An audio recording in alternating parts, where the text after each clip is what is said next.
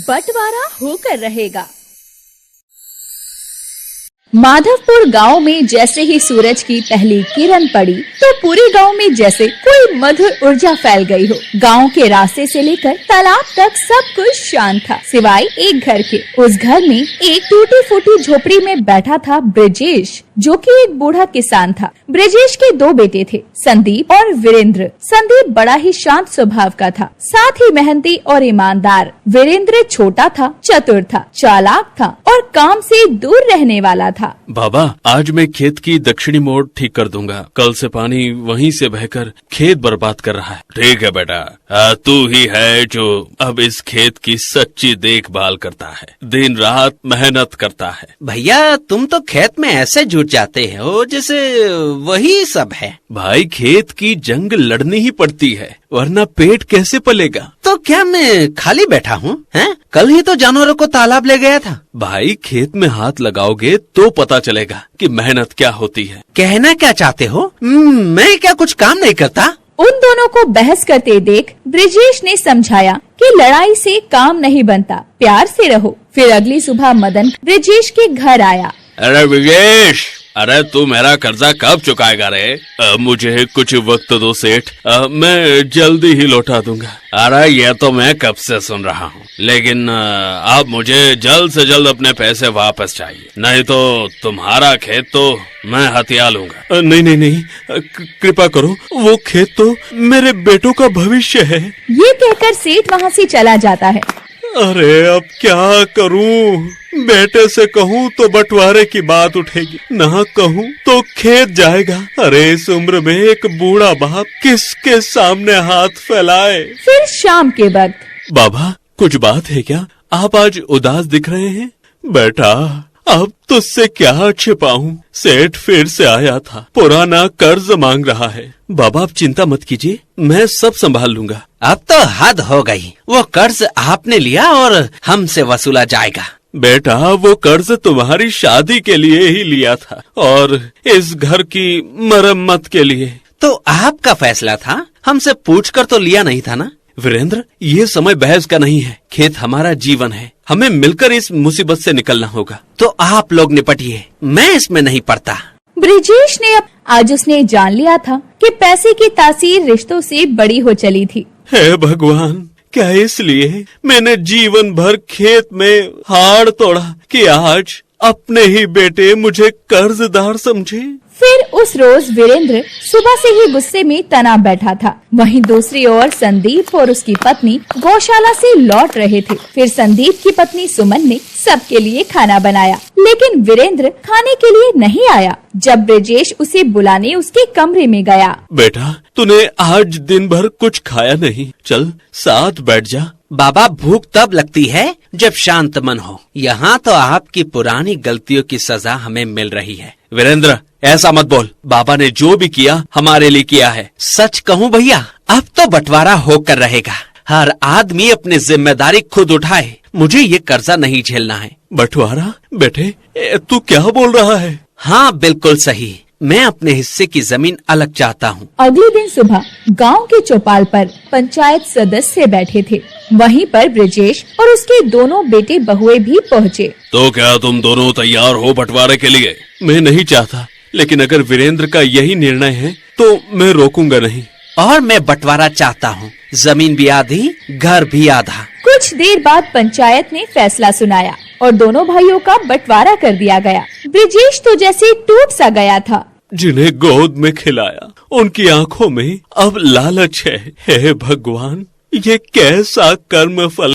अगले दिन बंटवारा शुरू हुआ। दीवार खींची जाने लगी। घर के आंगन को 2 हिस्सों में बांटने के लिए 2 रंग की चूने की लकीर खींच दी गई। घर का बंटवारा हो गया। ब्रजेश बड़े बेटे के साथ रहने लगा। कुछ दिन बाद मदन लाल फिर आता है। अब समय पूरा हो गया है ब्रजेश, पैसा दो, नहीं तो खेत की नीलामी की प्रक्रिया शुरू करता हूँ। नहीं नहीं, थोड़ा वक्त दो सेठ। तू ऐसा नहीं मानेगा, अगली बार मैं लेखपाल को लेकर आऊंगा। सेठ वहाँ से चला गया। ब्रजेश उस दिन के बाद कुछ बीमार सा रहने लगा। और एक दिन, छोटे भाई, बाबा की आंखों में अब नींद नहीं बची। खेत नीलाम हो जाएगा तो सब चला जाएगा। कुछ मदद कर दे। मदद क्या? मैं कोई सोने की खान लेकर आया हूँ? मेरे पास कुछ नहीं है, जाओ यहाँ से। वो चुपचाप चला गया। गांव की गलियों में अब बातें खुलकर होने लगी थी। ब्रजेश के बेटे अब बाप की भी नहीं सुनते, कहते हैं घर बांट लिया, अब खेत की नीलामी होगी। कुछ देर बाद गांव की चौपाल पर मदन लाल और लेखपाल दो गवाहों के साथ एकत्रित हुए। पैसे लाए हो क्या ब्रजेश? सेठ जी, अभी तक सिर्फ 5,000 का इंतजाम हुआ है। लेकिन पूरा कर्ज तो 30,000 का है। अब तो खेत की बोली लगेगी। हाँ, जमीन की नीलामी प्रक्रिया आज से शुरू मानी जाएगी। फिर संदीप आगे बढ़ता है। ये लीजिए, मैंने अपने बेल, यहाँ तक कि अपनी पत्नी के कंगन तक बेच दिए। ये तो सिर्फ 20,000 रुपए हुए, अब भी 10,000 कम है। एक हफ्ता और दीजिए, बाकी भी ला कर दे दूंगा। नहीं, पूरा पैसा एक साथ, नहीं तो खेत नहीं बचेगा। उसी समय वीरेंद्र चौपाल पर आता है। भाई, मेरी मदद कर, मुझे 10,000 दे दे, हम बाबा का खेत बचा लेंगे। मैं अपनी कमाई फूकने नहीं आया हूँ, जो करना है खुद कर। बेटा, ये वही खेत है जिसमें तूने पहली बार मिट्टी से खेला था। बेटा, इसे बचा ले। बचपन में तो मैं पेड़ से भी गिरा था बाबा, तो क्या अब उस पेड़ को भी खरीद लाऊं? बस वीरेंद्र, अगर तुझे इंसान कहे तो जानवर भी शर्मिंदा हो जाए। तू सिर्फ बेटा नहीं, बाप की पीठ पर बोझ है। बस अब एक शब्द और बोला तो भूल जाऊंगा कि तू मेरा भाई है।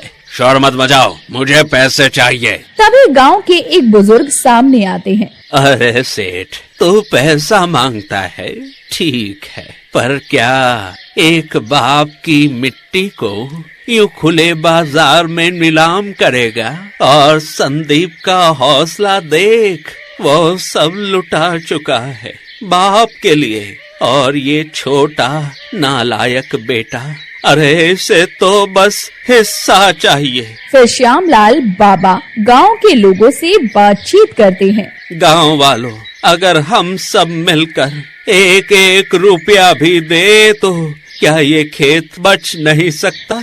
श्यामलाल बाबा की इतनी बातें सुनकर गांव के लोग एक एक करके आगे बढ़े। मैं दूंगा 500 रुपए जो मैंने मेरे बेटे के लिए रखे थे, और ये 600 रुपए मेरी तरफ से।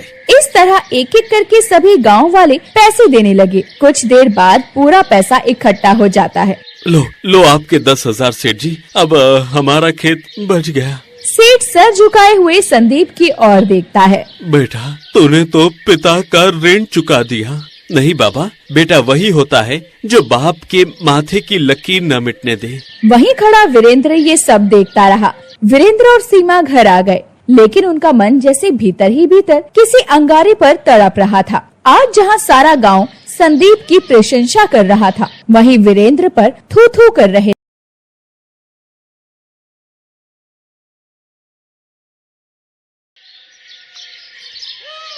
मधुबन गांव में रहने वाली सीमा और रीना, दोनों देवरानी जेठानी, हमेशा किसी न किसी बात पर लड़ती रहती थी। कभी घर के कामों को लेकर, कभी बच्चों की देखभाल को लेकर, तो कभी खेतों के हिस्सों को लेकर। मानसून का मौसम चल रहा था, रोजाना कभी न कभी बारिश हो ही रही थी, जिस वजह से सीमा और रीना दोनों को बहुत परेशानी हो रही थी। और छोटी छोटी बातों पर अब उन दोनों में बारिश के ऊपर भी बहस होनी शुरू हो गई। एक दिन सुबह से ही आसमान में काले बादल छाए हुए थे। रीना आंगन में कपड़े सुखाने लगी,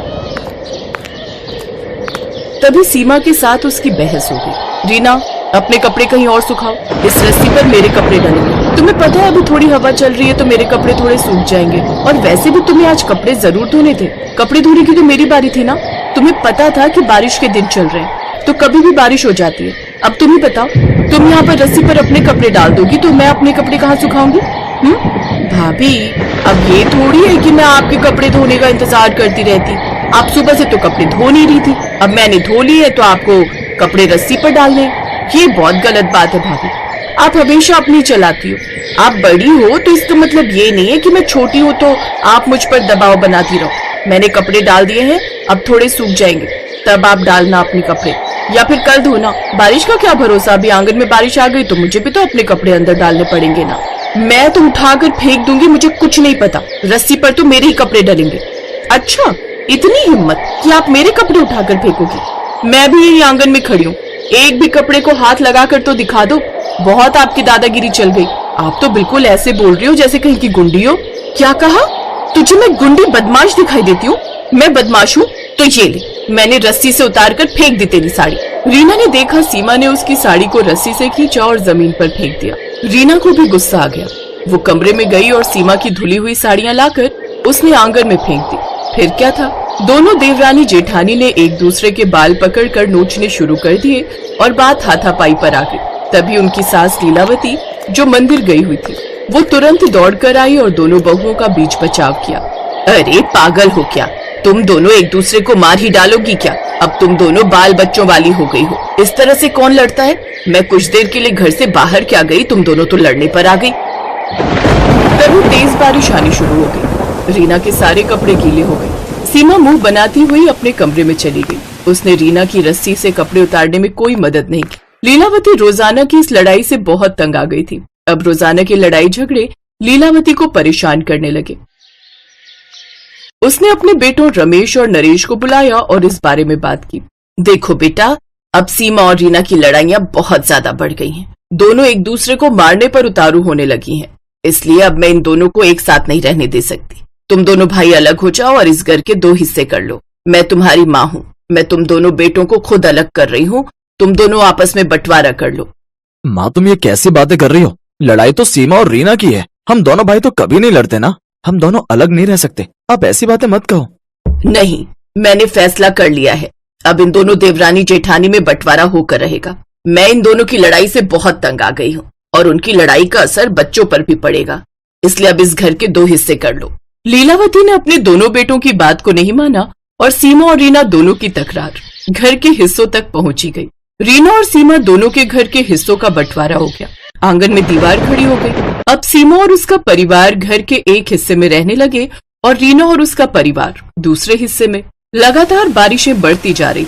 रोजाना सड़कों पर पानी भरने लगा। इस वजह से सबके काम पर भी बहुत बुरा असर हुआ। सुनो जी, घर में राशन खत्म हो रहा है। कुछ पैसे दे देते तो घर में राशन भर लेते।